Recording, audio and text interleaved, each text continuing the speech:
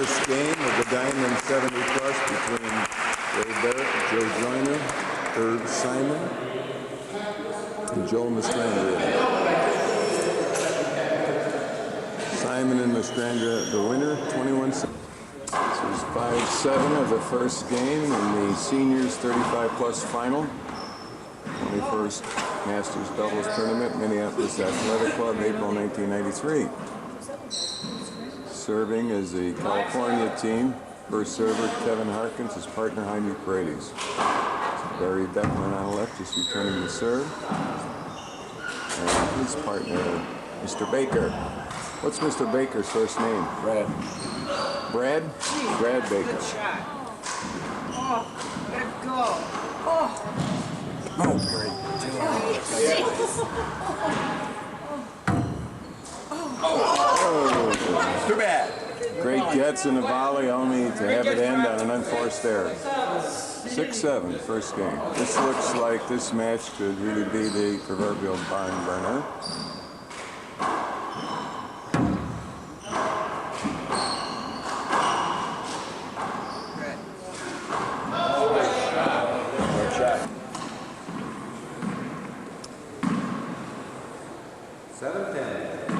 Seven 10 in the first game of the final of the Super 60 Plus.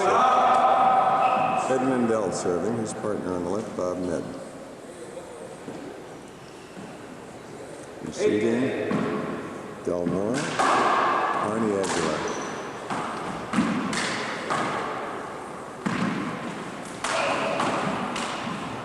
Hand out.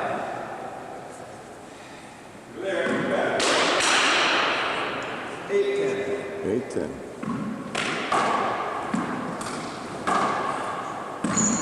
This is really an all-California final, not only from the 4 players, but the referee, Bill Heaston from Modesto, California. Doing a great job.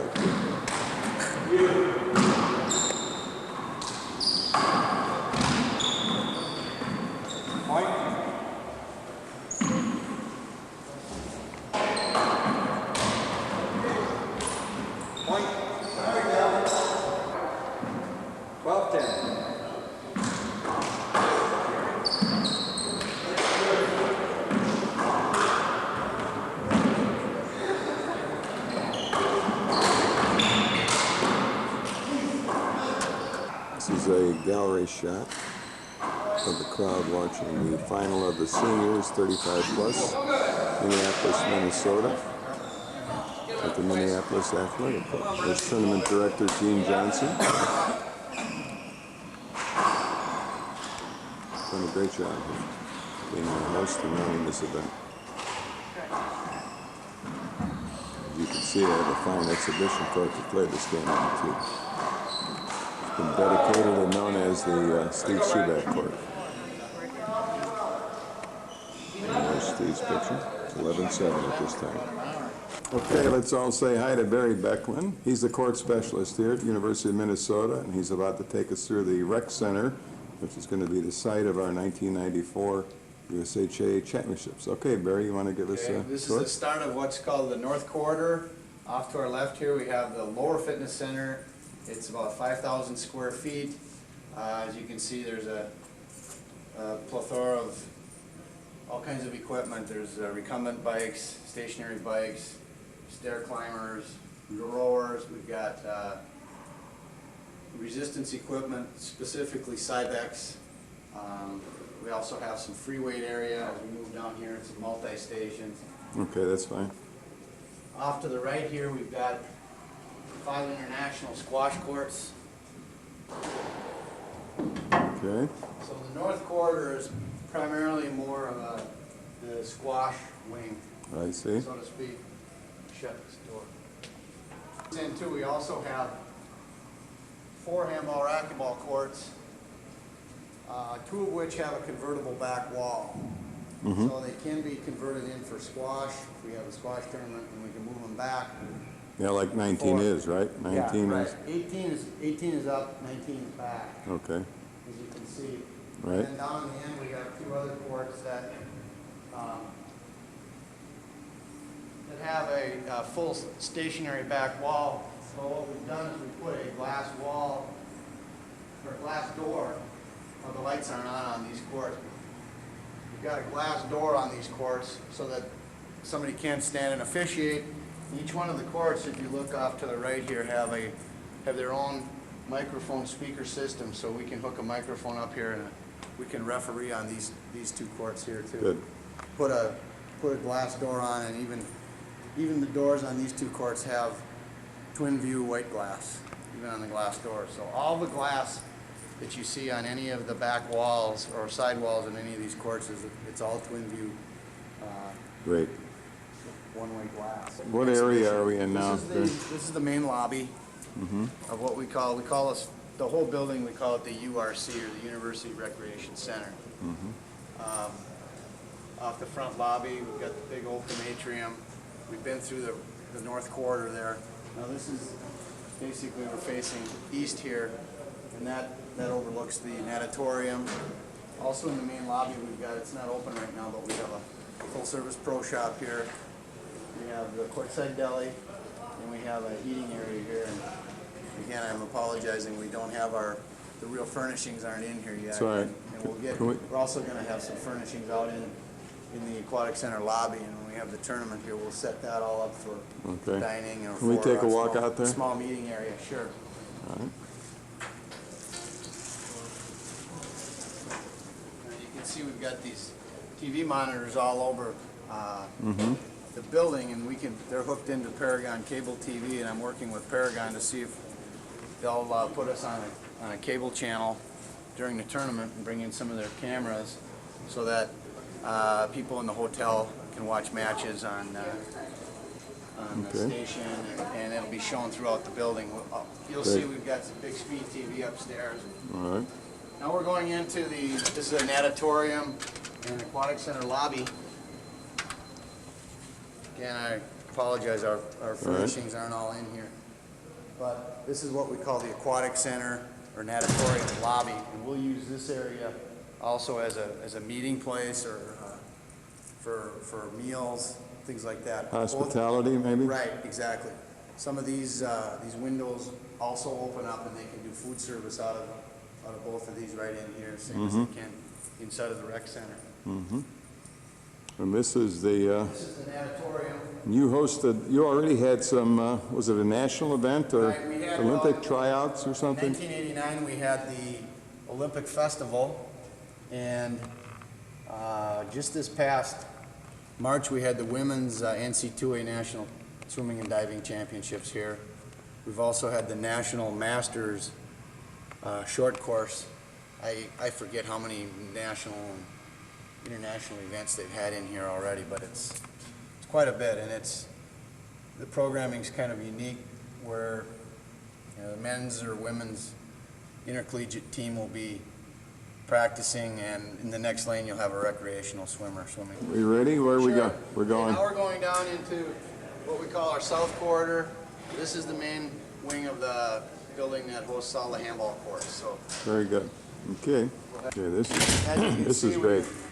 We've tried to allow quite a bit of space off of both the viewing walls to set up, so we can put in some bleacher space. Both sides, both courts 1 and 2. Both these courts are wired for closed circuit TV, so we could use our own closed circuit camera and play them on all the monitors in the building. And Right. like I was mentioning earlier, hopefully Paragon will bring in their cameras, and they'll be on cable TV actually throughout the So this- metro area. This is the main facility then that we hope to Right, this is use. the 12 courts where we'll mainly use here. And now that we're being led on a tour, I'd like to introduce you to our host for 1994, Jim Thurman. We're glad to be here. It's my pleasure to have you here, Bob. And Welcome just- to Minnesota. all right, that's great. Are And you enjoying the snow and rain? loving it, loving it. We brought it with us from Tucson. Wrong. Well, it's little Arizona liquids. Is that what that is? Uh-huh. Well, we've had a quick tour of was the north end?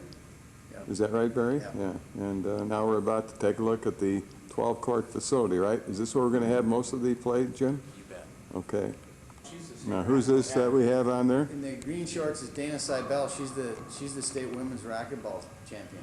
Mm-hmm. And her father is an avid handball player here in the state, and she's gotten a little bit bored with racquetball, so she's Great.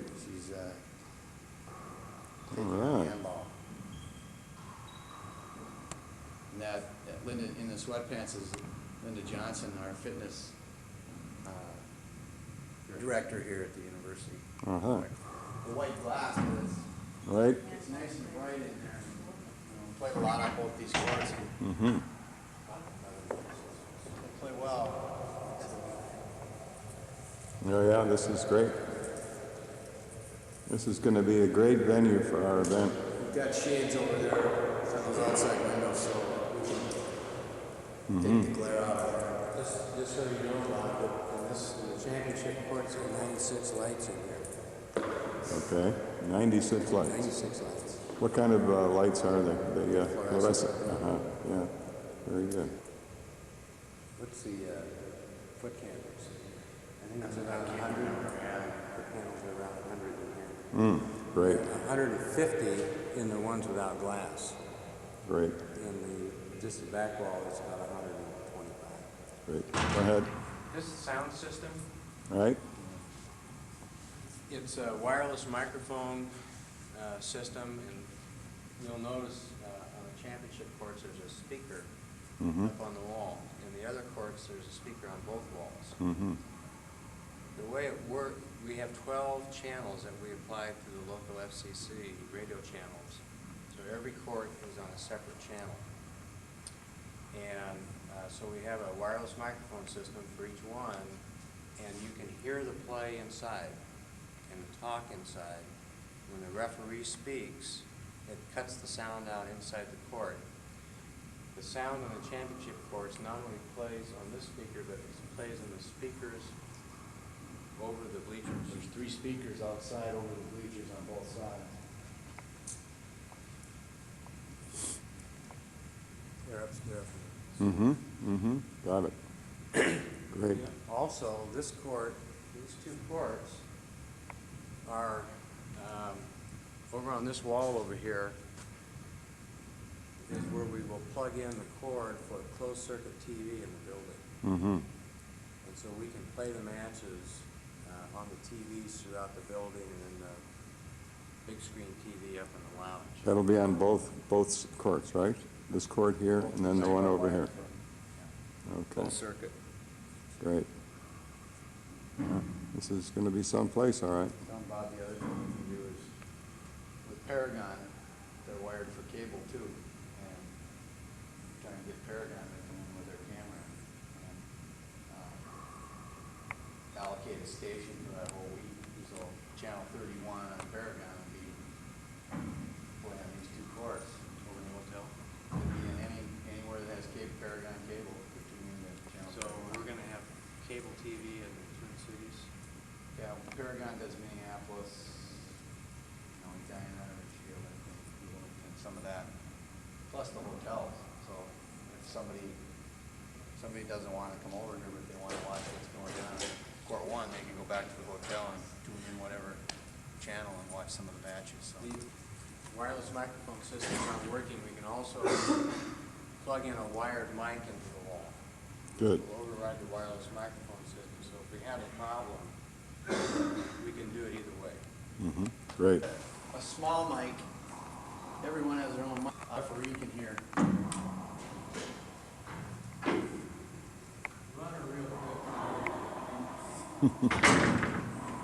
A referee can turn this on here, and then they'll be able to, with the 2 microphones in there, be able to hear it.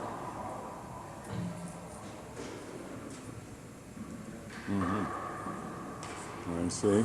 That's great.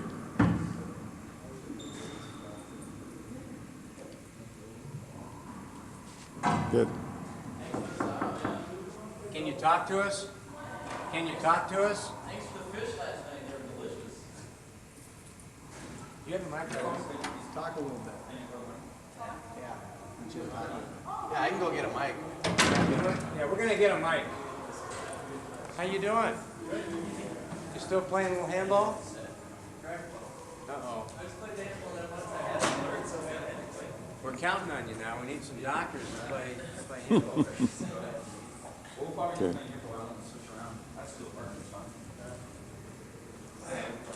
This is storage area. Okay. If you need that, we have one of both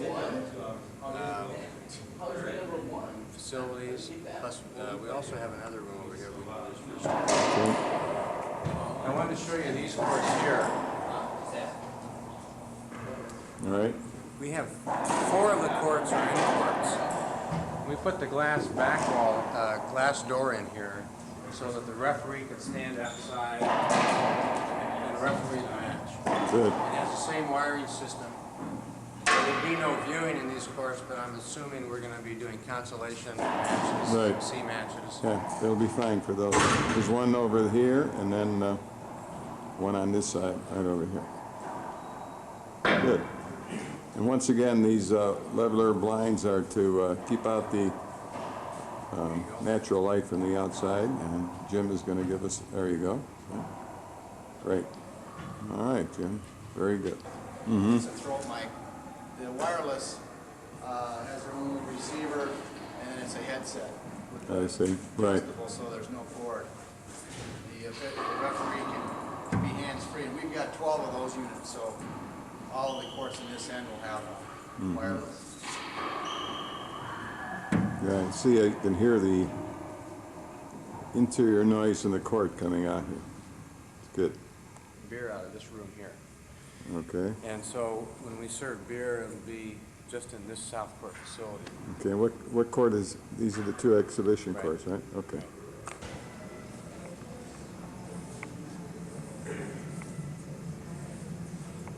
Okay, we're on the 2nd level now. 2nd floor lounge, Barry described this.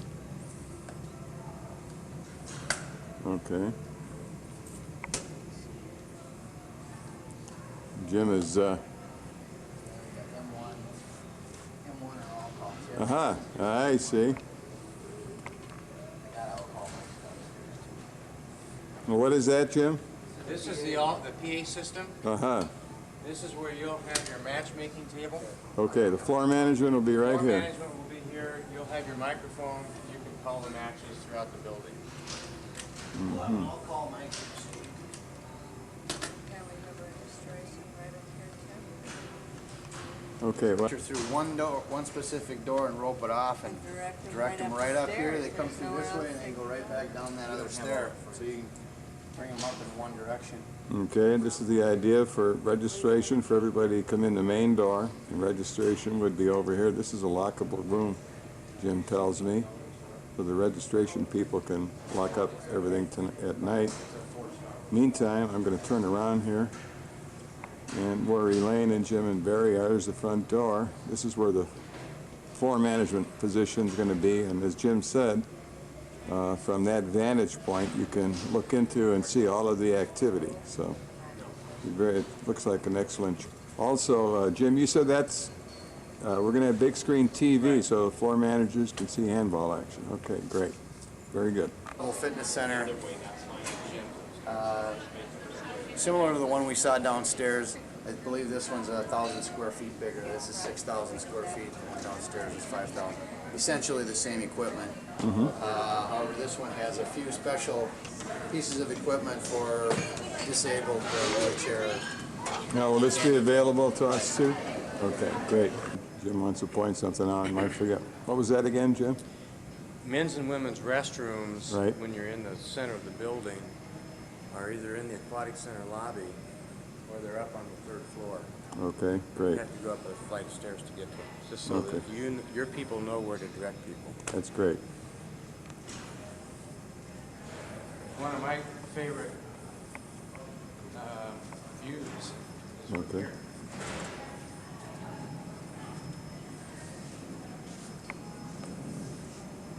Now we're on the upper and the uppermost level of the rec center, and as Jim said, this is one of his favorite views, right?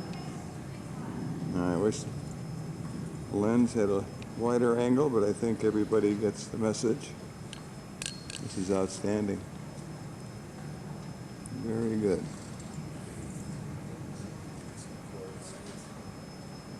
Great.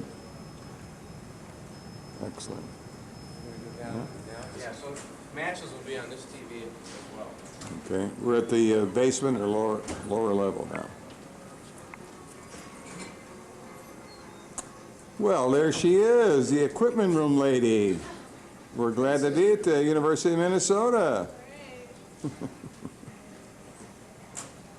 We're going to be here in 1994 with our National Handball Tournament.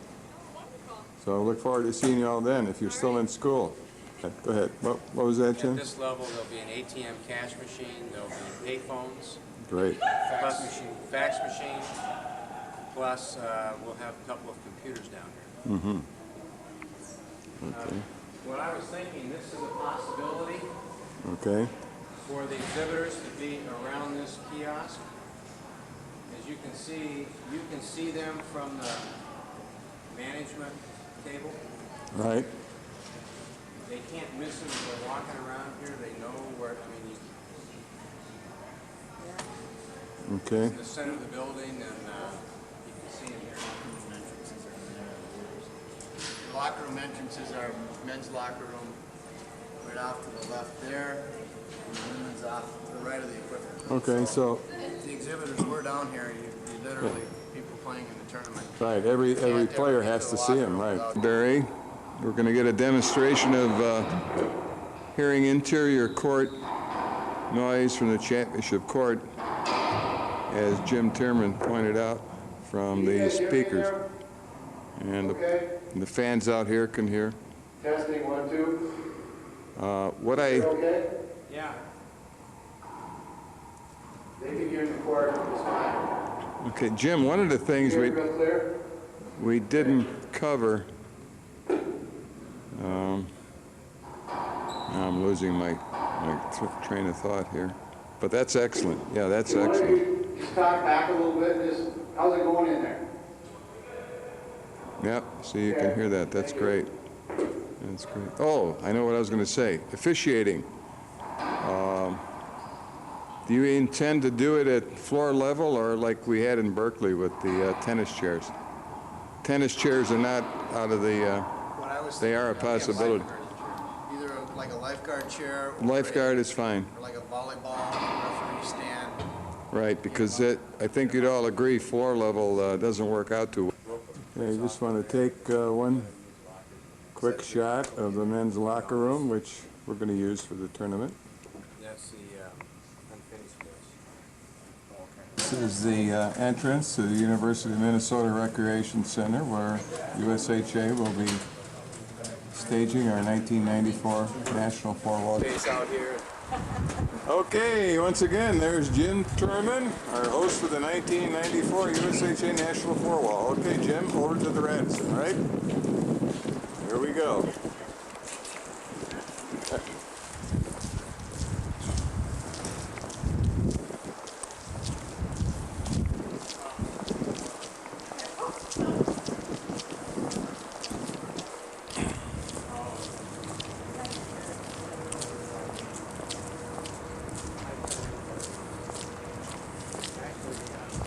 All right. I think it's important that we note how close the hotel is to the playing facility. And we're walking towards it right now. We just turned the corner of the rec center, and there's our host hotel, the Radisson.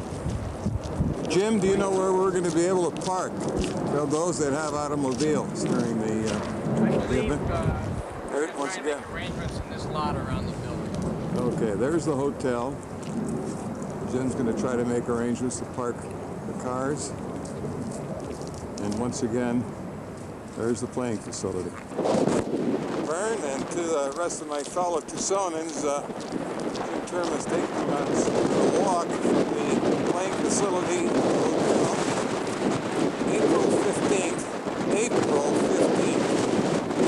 Balmy, 32 degrees, 3 to 6 inch snow forecast. Hopefully June will be a little warmer. Now that took us all of less than 5 minutes to get from the playing facility to the hotel. You folks from the Southwest are weather winds. Great. Now we're in the lobby of the Radisson. And I don't think I'm going to have to say too much, but this is going to be our official housing facility. It looks lovely right here. And this is the main entrance that we're walking to. Main entrance there. And to registration. Like to go. Hey, just immediately across the street from the host hotel are all of the university shops, drinking and eating establishments, and of course the Radisson Stadium Village, Jim says. And of course right here in the hotel there are several fine restaurants as well as a deli and sports bar. Medical school, Jim just pointed out to me. This is outstanding, Jim. I think everybody, and hospital, I think everybody's going to enjoy being here in June of 19. Okay, here we are, downtown Minneapolis Athletic Club, Minneapolis, Minnesota, for our 21st National Masters Doubles Handball Tournament, April 15, 1993. We're outside now, 6:50, second half. And if I can get this door open, outside. And here we are, walking in. Nice welcome. You can see the front desk here. All set up to welcome the U.S. handball players. Here we are. As you can see, this is one of the prestigious all-line athletic clubs, and we're happy to be here. See inside. Infamous Alec Drummond. Now of Rochester, New York. Did you win your match, Alex, or did you get a bye? I have successfully, Bob and I, Won your first round. Is that won what our you tell? first round because we played bye. Oh, So it was relatively easy. very good. Here we go. Heading through the lobby area.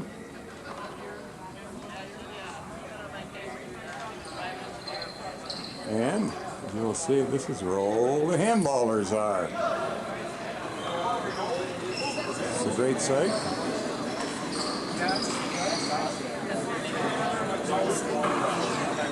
Hi, ladies. Say a few words, Norma, Betty. All right. Great. And if you ever want to see a motley bunch of handballers, there they are. Egads, I got to record this group for handball posterity. Handball for the USHA posterity. So, Hal Rather.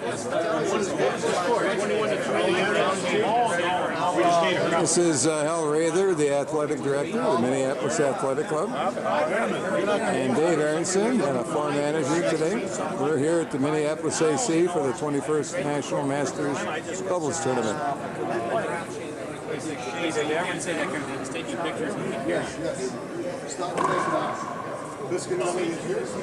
And we're walking up. Take a look at the draw sheets here. See some handball players.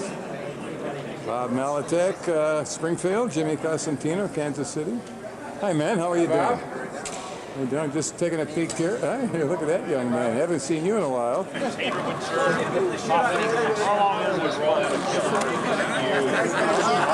Well, we have another drunk at the table. Is this going to be over? These guys play at 8. These guys play at 8. Huh? Will this be over by then? Well, go ahead and finish. Who was the... Let's hear it, Skip. Come on. You can tell it like it is. Who are the 4, 5, 6, 7 biggest whiners in handball? Besides Bob Peters? All right, let's take a poll to the table here. Singer and McDowell. McDowell. What about Peters? Peters and his son. There's Bob Peters, there's Robin Peters, there's Harry Peters. There you go. Right. Hey, Russo. let's keep this clean now. Dale, come here. Dale, nominate. Who's the biggest whiner who's ever played the game? Turn around talking to The biggest right here. Right here. I heard all about him last year. I heard all about between us and him right there. I said, that doesn't sound like Skip to me. Everybody goes, That's why I haven't seen never played the finals against. Here we are at the Minneapolis Athletic Club, downtown Minneapolis, Minnesota, for the 21st Masters Doubles Tournament. There you see from left to right, Al Bostrom, Seattle, Washington, standing up. No conversation, Virginia Beach, Ray Barrett, and Bob Malatek, Springfield, Illinois. There's some of their wives. On the left, Betty Barrett. Back facing to us, Dottie Yates and Joe Joiners.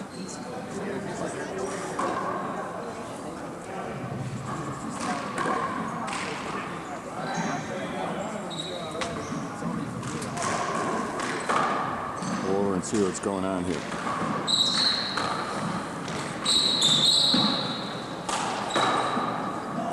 This is the 70-plus division. Serving, there's Joe Massandria from Portland, his partner Ed Simon, Beverly Hills, California. Floyd Fosley, just returned the ball, open man from Minneapolis.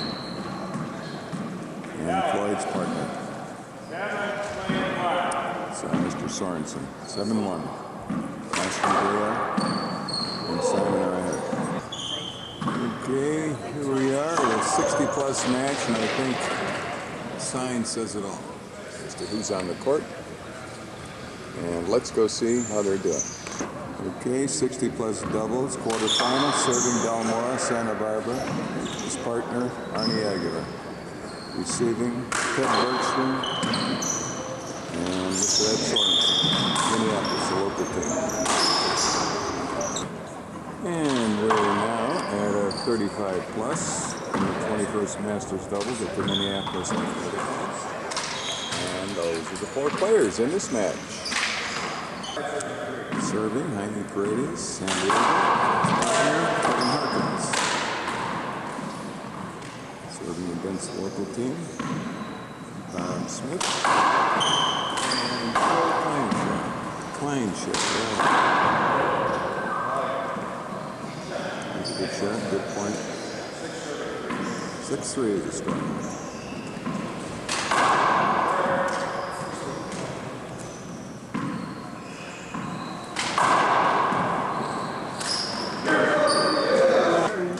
Okay, here we are, April 17th, 1993, 21st Masters Doubles. 2 legends, one in handball, one in basketball, and in handball. Michigan State coach Judd Heathcote and Stuffy Singer. Hey, gentlemen, there you go. Hey. Help me with my leg. Hey. Glad to have you both here, guys. Now, this mic is very sensitive. He can pick up anything you care to say to me, so. I'm not saying a word. You're not saying a word, huh? I'd like to say Roberts. Yeah, do that, please, yeah. Okay, 3 things I'm impressed with. All right. Okay. My partner's left hand, my partner's right hand. Listen to this. The 3 things most impressive to me so far in the tournament. How hard Del Morey could hit the ball for an old bugger. How well Ryan played the front court, right court yesterday, and Gary Rohr's serve yesterday, and those are all in reverse order because Rohr's listening, and I wanted to know that was number 1. Actually, the things that impressed me about this is Gary Rohr's left hand, His Gary right hand. Rohr's right hand, and his spectacular ability to choose partners. Oh, yes. And his demeanor. He was the meanest guy in the court. Oh, he's tough. He's a tough guy. You know, for years he's argued with referees, and I've never understood that. I've always been mild-mannered and calm, never said a word to a referee. And guys like Rohr, you know, evidently, maybe it's the weather. I don't know. And I'd also like to report that Carl Porter is a coward for not showing up. What did you say, I'd Jeff? also like to report that Carl Porter is a coward for not showing up. There he is. That's good. Thank you to Carl Porter for not showing up. Carl Porter, Who is he? Carl Porter is the Bob Kempler of Lansing, Michigan. I think so, yeah. He loses consistently. Is that what you mean? And he doesn't block as well. Sorry, Carl. Thanks a lot, gentlemen. We talk about the dead. This is part of the gallery at the 21st Masters Doubles, watching the semifinals, the Masters 40 plus. I'll walk over and see what's going on. 18-15 is the score.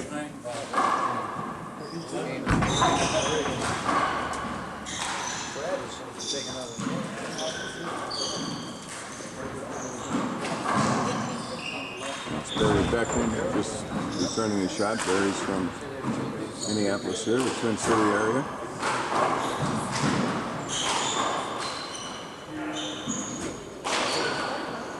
They're playing against Bob Lohmuller and Alec Drummond.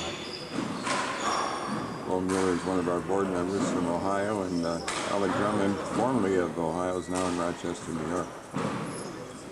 Barry Beckman's partner, Mr. Baker, I've been told he's playing 3 years, and he's doing great. It's a semi-final match of 70+.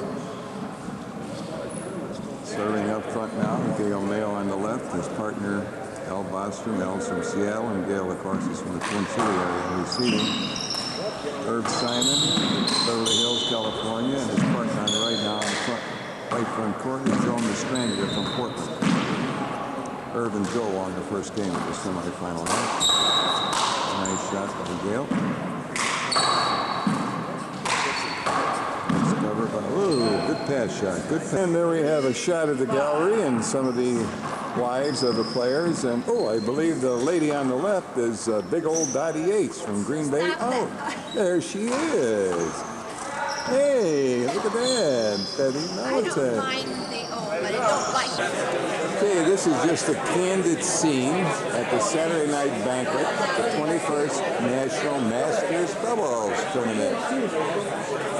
And there's the West Coast group, along with the Texas group. Joe Joyner, Jim, Joanne Slavin, Ray and Betty Barrett from the East Coast, Charlie and Dottie Yates. As you can see, we have a pretty big crowd here tonight.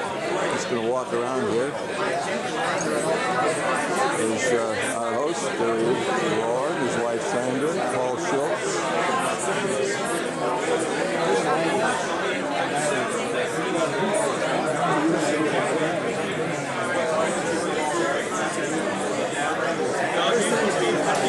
A little bit of noise here, I'm sure everybody. Oh, infamous Billy Peoples from Missoula, Montana, in the final tomorrow. The Masters, yeah, thank God. A couple of more finalists, Bob Ned, Ed Mandel, and their lovely wives. Their opponents today, Bob Malatek and Bill Houston. Just wandering about here. You're only sitting out for a volley. That's all it is. And as you might suspect, handball's the topic. Okay, this is another candid shot of the banquet for the 21st National Masters Doubles. Minneapolis Athletic Club, April 15th to the 18th.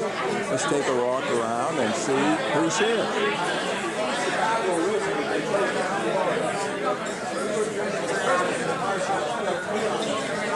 A lot of latecomers onto the scene.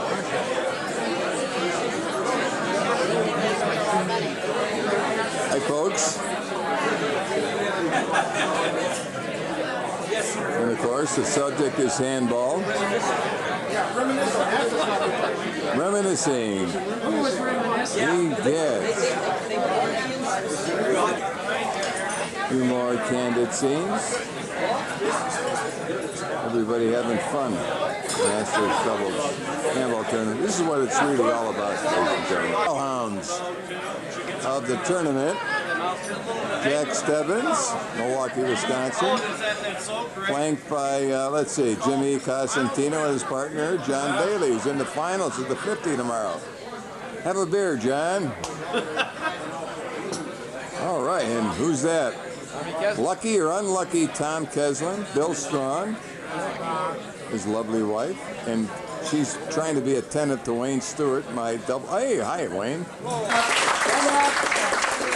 And then we're playing Bob Smith and Phil Kleinershay.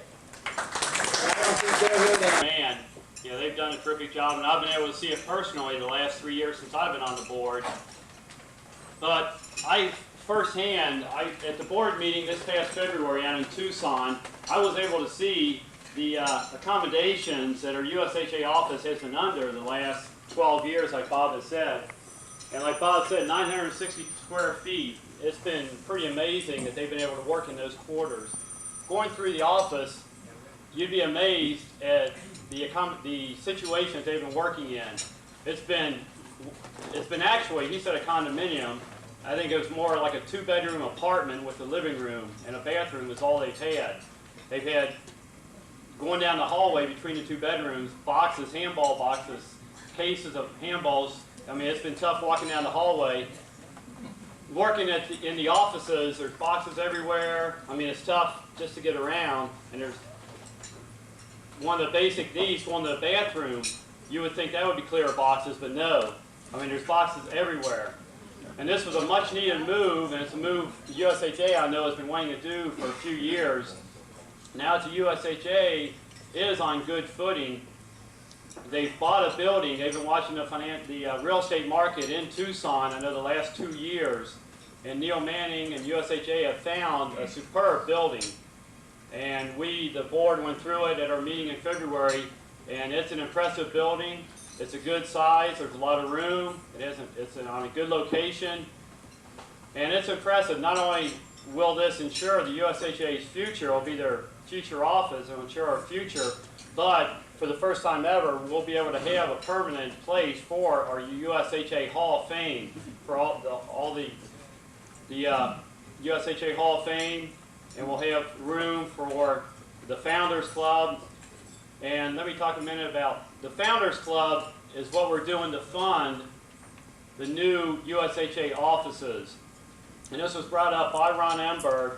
And the Founders Club is a fund that we're raising donations, exclusive of other donations, to buy this building. And why we need to do this is because we do not want to take money from the current operating expenses. The current operating expenses are vital. It's not like we have a big surplus of funds. The development fund, the other operating expenses are doing great things in building Handball, and we don't want to take funds from those monies because those are very much needed. The development fund, as you all know, funds a lot of junior programs in colleges to help Handball grow and to get new people in. This started at our February meeting by the USHA. And right now, the Founders Club, in 3 months, we have $50,000 pledged to buy this building. Right now, we need every USHA member to give what they can to fund this building. And what we're asking for is pledges over a 5-year period to help purchase this building so we don't have to dent the operating expenses. We don't want to cut any existing programs. In fact, during this tournament week, we've had 2 pledges of $5,000 each from people in this tournament that I'd like to recognize, Jaime and myself, during this week. In fact, I'll let Jaime tell you the 2 people. But that's what we're doing right now. We need everybody's help to help buy this building. We're taking pledges from whatever, $100, $500, $1,000, $5,000, and it's over a 5-year period. So we're not asking you to write a check tonight, but whatever you can do is going to ensure Handball's future. Let me let Jaime say a few words.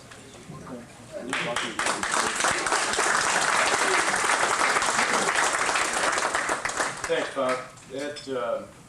Again, we do have a organization, the USHA. I'm a rookie board member. I can tell you right now, the USHA is well. We're making strides. We have a great program. We have you folks to thank for that. On this building fund, this weekend we had a pledge from a very nice gentleman, Bob Peters' partner, Lou Buckingham. He pledged $5,000 this weekend.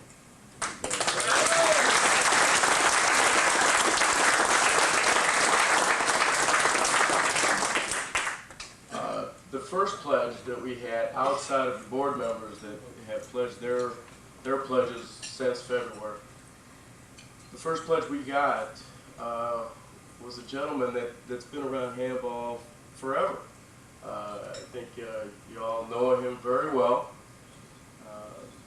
I've known him. He's been very, very nice to me. Steve Subeck.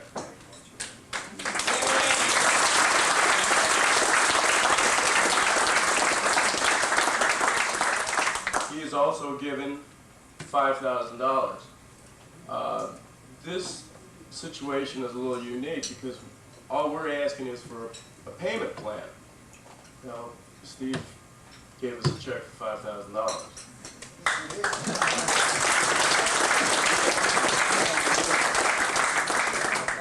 So with this in mind, you can give whatever you can give, and again, it's a payment plan for over a 5-year period. We're trying to raise up to about 15,000, something like that. Right. 220. We'll have a permanent home. I've been in the real estate business, and it is a nice building. We'll have our own Cooperstown, where the Charlie Yates, Steve Subeck, Skip McDowell, when he gets of age. He is of age. That's right, Jim. I forgot about that. Stuffy Singers, the great players of this game can have a home and be enshrined into that home. So again, we're just coming to the population that supported handball, the game that we really love and we really love to play. We just need a little help, and I think you'll find it very worthwhile to have this building and have us on board. Stuffy. How much does the building cost, and how much money do you guys need? Well, the goal for 1997 is $215,000, and that's what it costs. The building was $140,000, Stuffy, and we have to put in about $80,000 to build it out and finish it. Is that Northwest? Somewhere? That's a handball challenge. That's a little handball challenge for everybody in this room. Cough up money. It's easy. Bill Flowers, did you have something? No, I was just getting away from this table.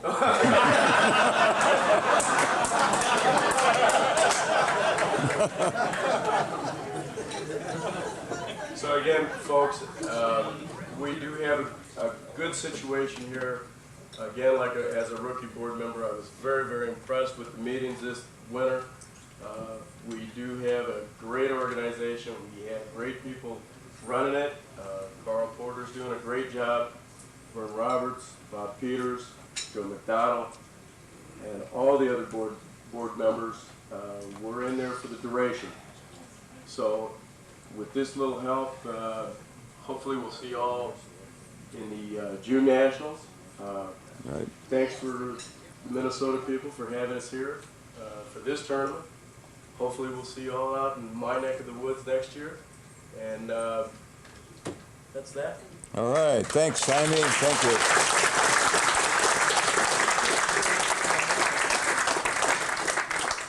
A couple more quick things here. Said that this is a really worthwhile project, and I think, if you're going to give to something, this is very worthwhile.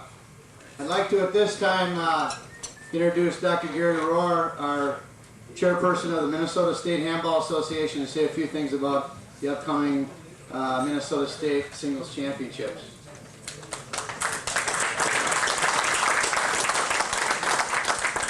So far tonight, everybody's said the things that I had originally intended to say. I hope I've at least acknowledged or tried to shake your hand for coming to play in this tournament. That, to me, is, as Gary's already said, the people who come are the ones that make this work. And I know that it's an inconvenience to do this out of your life one weekend, but it's great to have you all here, and we're really thankful that many of you have been here not only once or twice, but this could be your third or fourth visit here, because this is indeed the fourth time that we've had one of these tournaments. We've had two of the singles events, and this is the second time for the doubles event now. And so we're really happy to be able to hold it here in Minneapolis, and glad that you all could come. The second thing that I wanted to say, and Bob Peters stole that one from me, I wanted to thank Stuffy for coming to play with me. You bet. Yeah.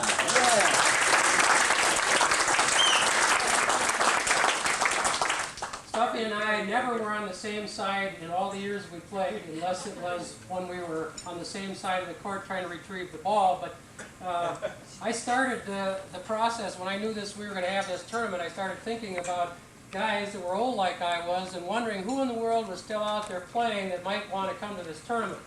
And Stuffy knows this, so I hope he won't be offended, but he wasn't the first person that I asked.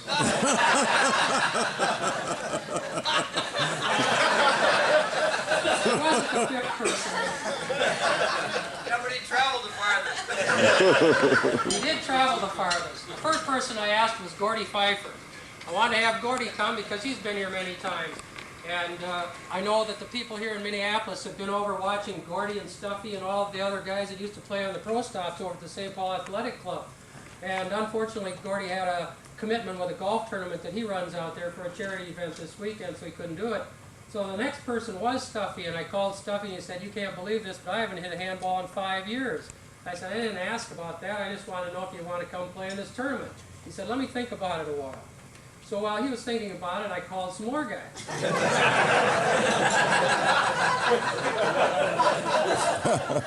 I called Marty Decatur. "Marty Decatur, how you doing?" And most of these guys even remembered who I was. I thought that was great. And Alva does know I'm hard to forget, yes. Marty isn't playing any handball, but he likes to play around a racquetball. And I said, "Marty, this isn't a racquetball tournament, so I guess if you can't play handball, you're not going to come." So, but he was very happy that I called. I had a nice conversation with him. I called Ray Nevue over in Wisconsin. I thought maybe Ray could come. Ray had some knee surgery, arthroscopic, and that was back in the, I think, November, December, and so he wasn't able to come. And called George Alexander down in St. Louis. Some of you people know him, especially in the Midwest. You've seen him. And George did agree, but I told him, I said, "No, I've got another tender out on a guy that might get back to me." So about the time that George agreed, 2 weeks later, Stuffy called. He said, "You know, I've been thinking about your offer, and I'd like to come." And I said, "That's terrific. I already mentioned it to George Alexander. He said he'd come, but I'll call him and tell him not to come." So Stuffy and I got together through about 30 telephone calls, and each time he'd ask me, how I was doing. I said, "I was playing great, and I was winning this, and I was hitting it as good as I used to hit it when he remembered me, and I was in great shape and everything." And I said, "How you doing?" He said, "Well," he said, "I'm thinking about it." And then I called him another time, and he said, "Well, actually, I've been in throwing the ball in the court." And I said, "Well, that's good," because he hasn't played for 5 years until I called him. And so anyway, to make a long story short, the way Stuffy tells it, and I like his side better, he said, when I called him here a week or two ago, I said, "What have you been doing?" And he said, "Well," he said, "I've been in a dark room with the lights off, practicing saying yours." So that's how he practiced. And Stuffy, the way we played today, I think that's exactly where we were, in a dark room. Yours. That was the famous word. But I tell you, it was really great that he offered to come, and I wanted to bring in somebody, and I say bring in not because of any reason other than I just thought it would be great to have, as Bob mentioned, some of the old guys around from the era of the Pro Tour and whatnot. And again, many of the Minnesota people have seen these fellas, and I was truly amazed that he was able to come, and also amazed at his shots yesterday and the day before, and today as well. I mean, really, accuracy, if you watched him play just a little bit, even though he hasn't been playing, I don't think I've ever seen anybody that's more accurate than he is. And really fun to watch him, and I'm glad he was able to come. Now, Barry asked me to talk about something else, and I am going to get to that. We do have our state handball tournament being held next month at the University of Minnesota. And many of you people in this room probably aren't aware of it, but the University of Minnesota has just built 16 new courts. All but 2 of them have glass back walls, and 2 of them have glass side walls, and there's plenty of room for bleacher seating. And so we're going to start out those new facilities by having our state singles championship there in about 3 weeks. And the other thing that many of you probably don't know is that the national 1994 USHA championships are going to be held at the University of Minnesota. I'm not going to say more about that because we've got another gentleman to talk about that, but I want you to be aware that we will be having that national tournament here. So we're, again, for those of you who are from Minnesota, get your buddies together and see if we can't get some more turnout for our state tournament. And again, I want to thank all you players for coming. Steve, good job on your donations, son. Keep it up.